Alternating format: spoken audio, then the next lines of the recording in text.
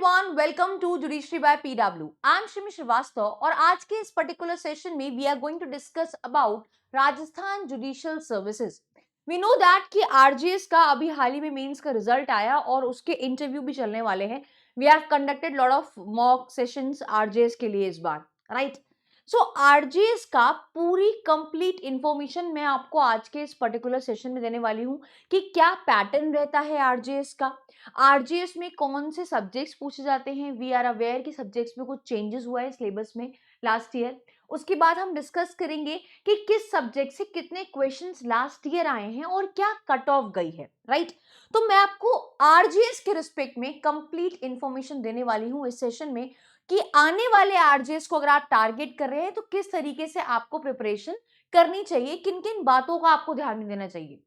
Now see, exam के लिए तो सारे ही लोग पढ़ते हैं, लेकिन एग्जाम के लिए पढ़ने से पहले हमें एग्जाम के बारे में पता होना चाहिए। Like we must know about the exam कि क्या नेचर है, क्या पूछा जाता है, सिलेबस क्या है। तो अगर आपको सिलेबस पता है ना, समवेयर और द अदर आप जिस भी एग्जाम को टारगेट कर रहे हैं उसका सिलेबस अगर आपको याद है तो आप एटलीस्ट 5 to 10% रेस में आगे हैं, राइट? सो आज के इस पर्टिकुलर सेशन में हम बात करने वाले हैं आरजीएस के बारे में। और अगर आप मुझसे अभी तक टेलीग्राम पे कनेक्ट नहीं हुए हैं तो आप मुझे सर्च कर सकते हैं मेरे नाम से, श्रीमी श्रीवास्तव के नाम से, और आप मुझे रीच आउट कर सकते हैं टेलीग्राम पे। मेरी क्लास की अपडेट, नोटिफिकेशन, कंटेंट, ये सारी चीजें मिलती हैं इस टेलीग्राम चैनल पे। नाउ अगर हम पैटर्न और कट ऑफ की बात करें, so my dear fellas, pattern में specially we all are aware कि अब आपका 3 साल का प्रैक्टिस रूल आ गया है, ठीक है? तो एलिजिबिलिटी में वैसे ये चीज मुझे बतानी चाहिए, बट जस्ट बिकॉज 3 साल का प्रैक्टिस रूल सबको बहुत ज्यादा परेशान कर रहा है, इस वजह से मैंने ये बात पहले ही कोट कर दी कि इस बार आरजेएस जो होगा उसमें भी आपका 3 साल का प्रैक्टिस रूल माना जाएगा। तो जिन लोगों की 3 साल की प्रैक्टिस पूरी हो गई है और आरजेएस में अपेयर हो रहे हैं उनके लिए ये सेशन बहुत ही ज्यादा महत्वपूर्ण और उन सारे एस्पिरेंट्स के लिए भी है जो तैयारी करना चाहते हैं आरजेएस की। पैटर्न में प्रीलिम्स, मेंस और इंटरव्यू होता है। यहाँ पे प्रीलिम्स आपका 100 मार्क्स का होता है, मेंस आपका 100 and 200 मार्क्स का होता है, ठीक है? और आपका इंटरव्यू होता है यहाँ पे। तो ये 3 स्टेजेस होते हैं। मार्क्स आपके एग्जाम हर अलग स्टेट के वैरी करते हैं, ठीक है? आरजीएस में 100 नंबर का प्रीलिम्स एग्जामिनेशन होता है, उसमें 70 नंबर का लॉ पूछा जाता है और आपसे 30 नंबर का हिंदी और इंग्लिश पूछा जाता है। आरजीएस को क्रैक करने के लिए या आरजेएस का मूल मंत्र क्या है क्रैक करने का, कि आपको हिंदी और इंग्लिश अच्छे से आनी चाहिए। यानी कि जो ये 30 नंबर हैं, 15 नंबर की हिंदी पूछी जाएगी, 15 नंबर की इंग्लिश पूछी जाएगी, ये आपको अच्छे से आपका इस पे कमांड होना चाहिए। बिकॉज लॉ तो मोर और लेस सब एक जैसा ही करके आते हैं। एक प्रैक्टिकल सी चीज मुझे आपको बतानी है, 70 नंबर की लॉ आती है, ठीक है? अब इस 70 नंबर में आपकी बहुत ही बेहतरीन तैयारी क्यों ना हो, आप फिर भी अगर सारे क्वेश्चन सही कराए तो भी आप कट ऑफ क्वालिफाई नहीं करेंगे। इसी वजह से जो ये लैंग्वेज का पेपर है, इंग्लिश और हिंदी वाला, that plays a very important role. RJS में 2 बार मैं अपेयर हुई हूं, I will show you my result also, ठीक है? मैं 2 बार अपेयर हुई हूँ आरजीएस में, इंटरव्यू तक पहुंची हूँ और इंटरव्यू से बाहर आई हूँ। And I know it very well कि कौन सा फैक्टर डिसाइडिंग फैक्टर रहता है आरजीएस एग्जाम में, स्पेशली आपके प्रीलिम्स और मेंस में। तो प्रीलिम्स में डिसाइडिंग फैक्टर है आपका ये हिंदी और इंग्लिश का, जो 30 नंबर के क्वेश्चन आते हैं। तो आपको इंग्लिश के 15 में से टारगेट करके चलना है कि आप 9 तो स्कोर करो ही करो। सेम गोज वो विद हिंदी, 15 में से 8 नंबर तो कम से कम आप लाओ ही लाओ, 50% मार्क्स तो आप अटेन करो ही करो। If this is the situation, तो सिचुएशन होगी आपकी विन विन वाली।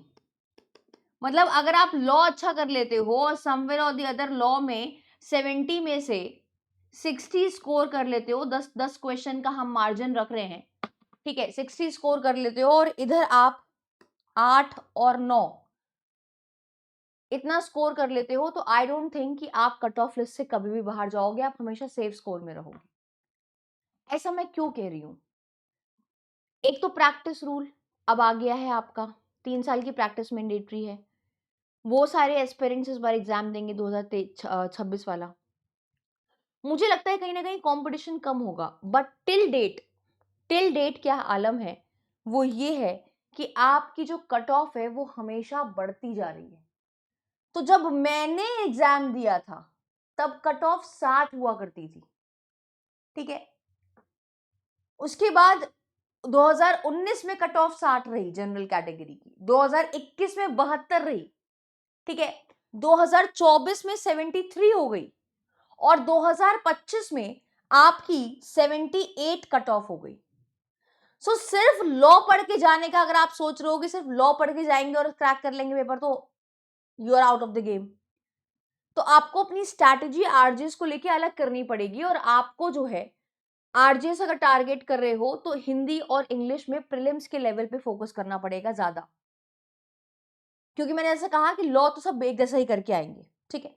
अगर मैं सिलेबस की बात करूं तो सिलेबस आपका आरजेएस का चेंज हो गया है। जो सब्जेक्ट्स आपके सिलेबस में आ रहे हैं वो है CPC, constitution, Indian contract act, भारतीय साक्ष्य अधिनियम, Indian evidence act, limitation act, SRA, TPA, interpretation of statute, Rajasthan rent control act, Hindu law में सारे आपके एक्ट्स, जो चारों एक्ट्स हैं हिंदू लॉ के, वो आपसे पूछे जा रहे हैं। फिर Rajasthan court fees and suit valuation act, Rajasthan land revenue act, partnership act, sales of goods act, registration act, Mohammedan law, Muslim law, और मुस्लिम लॉ के सारे एक्ट्स आपसे पूछे जा रहे हैं। ये आपका पेपर 1 है मेंस का, और यही सब्जेक्ट आपके प्रीलिम्स में पूछे जा रहे हैं। इसके साथ साथ आपसे यहाँ पे ऑर्डर और जजमेंट राइटिंग भी मेंस एग्जामिनेशन में पूछी जाती है। तो प्रीलिम्स का सिलेबस जो है वो सेम एज मेंस का सिलेबस है दोनों पेपरों का। और पेपर 2 है आपका, दैट इज भारतीय नागरिक सुरक्षा संहिता, सीआरपीसी, भारतीय साक्ष्य अधिनियम evidence, Bharatiya Nyaya Sanhita, IPC, juvenile justice act, negotiable instrument act और प्रोविजन ऑफ ऑफेंडर्स एक्ट। तो ये सारे सब्जेक्ट्स आपसे प्रीलिम्स में भी पूछे जाते हैं, राइट? तो सिलेबस बहुत सिंपल, आपका सिंपल ही यहाँ पे दे रखा है, क्या क्या सब्जेक्ट्स पूछे जाएंगे बहुत ही क्लियरली मेंशन्ड है। ये सारे एक्ट्स आपसे प्रीलिम्स एग्जामिनेशन में पूछे जाएंगे और यही सारे एक्ट्स आपके मेंस एग्जामिनेशन में पेपर 1 और पेपर 2 के फॉर्म में पूछे जाएंगे, जो एक सिविल का पेपर होता है और क्रिमिनल का पेपर होता है। और एविडेंस आपका सिविल में भी पूछा जाता है और क्रिमिनल में भी पूछा जाता है। उसके बाद डीवी एक्ट हो गया, रिप्रेजेंटेशन ऑफ वुमेन्स एक्ट हो गया, इंडिसेंट रिप्रेजेंटेशन ऑफ वुमेन हो गया, पॉक्सो हो गया, sexual harassment at work place हो गया, एक्साइज एक्ट हो गया, आईटी एक्ट हो गया। ये भी आपका पेपर 2 में पूछा जाता है, तो ये भी आपके प्रीलिम्स के सब्जेक्ट्स हैं, ठीक है? इसके अलावा हिंदी का सिलेबस कुछ इस तरीके से है: शब्द रचना, शब्द प्रकार, शब्द ज्ञान, शब्द शुद्धि, व्याकरणीय कोटियां, वाक्य रचना, वाक्य शुद्धि, विराम चिन्हों का प्रयोग, मुहावरे, लोकोक्तियां। ये सिलेबस है आपका हिंदी का। और ऐसे ही आपका इंग्लिश का सिलेबस है: tenses, phrasal verbs and idioms, coordination and subordination, antonym, synonym, articles and determination, active passive voice, direct and indirect speech, ठीक है? और भी ये कुछ टॉपिक्स हैं आपके इंग्लिश के, वो बहुत ही क्लियरली मेंशन है जो आपको पढ़ने हैं। इन टोटो आई वुड से कि 10th क्लास की ग्रामर की हिंदी और इंग्लिश की बुक आपको आनी चाहिए। उसको आपने कम से कम 2 से 3 बार सॉल्व किया हो, तभी आपकी हिंदी मजबूत होगी, तभी आपकी इंग्लिश मजबूत होगी। हिंदी इंग्लिश को मजबूत करने का एक ही तरीका है कि आप 10th 11th 12th स्टैंडर्ड की, 10 से 12th स्टैंडर्ड की ग्रामर की बुक को सॉल्व करें। उसी लेवल का आपसे एग्जामिनेशन में पूछा जाता है। ये चार्ट मैंने एक्सक्लूसिवली आपके लिए बनाया है, जहां पे मैं आपको बताना चाहती हूँ कि ईयर वाइज किन सब्जेक्ट से कितने क्वेश्चन आए। तो अगर आप देखोगे सीआरपीसी, क्योंकि पहले आपका नया क्रिमिनल लॉ नहीं था, 10 क्वेश्चन 2013 में आए, 2015 में 7 क्वेश्चन आए, 16 में 10 क्वेश्चन आए, 17 में 13 क्वेश्चन आए, और 18 में 14 क्वेश्चन आए, 21 में 8 क्वेश्चन आए, ठीक है? सीपीसी से 3 क्वेश्चन 2013 में आए, 15 में 3 आए, 2016 में 2 आए, 17 में 3 आए, 2018 में 9 आए, 21 में 2 आए, ठीक है? आईपीसी से 7, 6, 4, 3, 4, 9, ठीक है? इंडियन एविडेंस एक्ट से 2013 में 12 क्वेश्चन आए थे, 15 में सिर्फ 5 आए, 16 में 5 आए, 17 में 4 आए, 18 में 11 आए, और फिर 21 में 6 ही क्वेश्चन आए। सो ये दिखाने का मेरा पर्पस ये है आपको कि it's not about just focusing on your major laws, it's about focusing equally on all the laws. कुछ लॉज ऐसे भी हैं कि कुछ साल में क्वेश्चन ही नहीं आए। लिमिटेशन से 2017 में कोई भी क्वेश्चन नहीं आया, सिमिलरली पॉक्सो से 2018 में कोई भी क्वेश्चन नहीं आया, 2013 में कोई भी क्वेश्चन नहीं आया, राइट? सेक्सुअल हरासमेंट से कोई भी क्वेश्चन नहीं आया 2018 तक, और फिर डायरेक्टली 2021 में एक क्वेश्चन पूछा गया, ठीक है? तो इस तरीके से आपसे जो है क्वेश्चंस पूछे जाएंगे एग्जामिनेशन में। ये चार्ट आपको देख के आपको प्रोवाइड कर मैं कर दूंगी टेलीग्राम पे, बट इसको दिखाने का मेरा मकसद बस ये है कि मैं आपको ये बता दूं कि मेजर और माइनर कुछ नहीं है, अब बार और बेंच दोनों राइज कर रहा है, ठीक है? तो आपको अपनी तैयारी उस हिसाब से करनी है। अगर आप आरजेएस को टारगेट कर रहे हो, कंपटीशन हर दिन बढ़ रहा है, हर सेकंड बढ़ रहा है, तो आपको इन सब्जेक्ट्स में सबको इक्वली प्रेफरेंस देनी है। ऑफ कोर्स मेजर लॉज जो आपके नए क्रिमिनल लॉज हैं, जो आपके मेजर लॉज हैं, सीपीसी प्रोसीजरल लॉज हैं, वो आपको उस पर ज़्यादा फोकस करना पड़ेगा, क्योंकि उसमें कंपैरेटिवली हमें 10 टू 12 क्वेश्चन तो देखने को मिलते ही मिलते हैं। एक्सेप्शनली कभी पैटर्न बदल गया, कभी हमें सीपीसी से क्वेश्चन देखने को मिले नहीं मिले। देखो, CPC being a major law, 3 3 3 2 2 9, 2018 में 9 क्वेश्चन आए सीपीसी, 2021 में सिर्फ 2 क्वेश्चन आए सीपीसी से। तो ऐसा नहीं है कि आपका मेजर लॉ है तो बहुत ज्यादा क्वेश्चन उसी से आएंगे, ऐसा कुछ भी नहीं है। माइनर लॉ से भी आ सकते हैं, लोकल लॉ से 5 5 क्वेश्चन आ जाते हैं, right? So you need to focus equally on all the major and the minor laws for prelims examination, right? तो ये कुछ आपको मुझे पैटर्न दिखाना था। This is my result. ये मैं अपेयर जब हुई थी आरजीएस में, तो I have qualified for mains examination. ये प्रीलिम्स का रिजल्ट मैंने यहाँ पे आपको जो है ये बताने के लिए शो किया है कि माय डियर आप कर सकते हो। इट इज़ जस्ट कि आपकी स्ट्रैटेजी ठीक होनी चाहिए। जब हमने बात करी पैटर्न की, तो पैटर्न में प्रीलिम्स, मेंस और इंटरव्यू होता है। प्रीलिम्स में हिंदी और इंग्लिश में फोकस करना होता है। मेंस का मैंने आपको सिलेबस बताया, पेपर 1 पेपर 2 का, जिसमें आपसे लॉ के ये सब्जेक्ट्स पूछे जाते हैं, ठीक है? और साथ में जजमेंट राइटिंग बहुत इंपॉर्टेंट रोल प्ले करता है आपका राजस्थान में। फिर आपसे ऐसे राइटिंग पूछी जाती है, तो उसकी भी आपको प्रैक्टिस करनी है। आपसे हिंदी और इंग्लिश में ऐसे पूछा जाता है, लिखना आना चाहिए आपको। अब हिंदी और इंग्लिश का नॉर्मल ऐसे लिखना हो तो कोई भी लिख देगा, लेकिन आपको लीगल टर्म्स उसके लिए आने चाहिए, लीगल वोकैबुलरी आपकी बहुत अच्छी होनी चाहिए। तो उसके लिए आपको फर्स्ट डे से, अगर आप 2026 का पेपर टारगेट कर रहे हो आरजेएस का, तो आपको पहले दिन से ही इन सारे एरियाज पे थोड़ा थोड़ा काम शुरू कर देना है।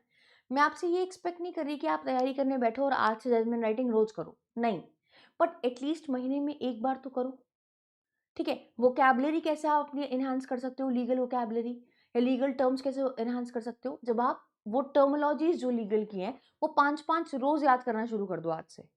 वो याद करना शुरू कर दोगे, डन एंड डस्टेड हो जाएगा आपका। एग्जाम तक आपके पास अच्छी खासी लीगल वोकैबुलरी बिल्डअप हो जाएगी, जिससे आप ऐसे राइटिंग अच्छा कर पाओगे।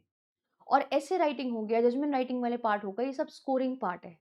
यहाँ से आप मेंस में अपने जो है वो फेंच कर सकते हो मार्क्स, और मेंस के मार्क्स इंटरव्यू में जुड़ते हैं। दैट इज वाई मेंस में अच्छा परफॉर्म करना होता है। अच्छा कैसे परफॉर्म होगा, जब आप तैयारी पहले से ही करोगे उसकी एग्जाम की, right? With this I would like to say कि ये था आपका एग्जाम पैटर्न, कट ऑफ, और क्या क्या पूछा जाता है, किसके सब्जेक्ट से, सिलेबस क्या है। ये आपका रीसेंट अपडेट है आरजेएस को लेकर। आरजेएस की वैकेंसी इस साल पूरी हो जाएगी, इंटरव्यूज़ आपके चल रहे हैं, और जैसे ही इंटरव्यूज़ ख़त्म हो जाएंगे तो वी होप कि नेक्स्ट ईयर आपकी आरजेएस की वैकेंसी देखने को मिलेगी। नेक्स्ट ईयर भी वैकेंसी आए ना, तैयारी तो उसकी अभी से करनी पड़ेगी आपको, because it it takes time, trust me. So with this I would like to end the session here. अगर आप मुझसे अभी तक टेलीग्राम पे कनेक्ट नहीं हुए हैं तो what are you waiting for, जल्दी से जाके मुझे सर्च करें मेरे नाम से, शमी श्रीवास्तव के नाम से, और आप मुझे रीच आउट कर सकते हैं टेलीग्राम पे। कोई भी डाउट है in respect of course, examination और session, you can reach me out here on Telegram. Thank you so much for joining me in the session. See you in some other session. Till then, take care. Bye bye.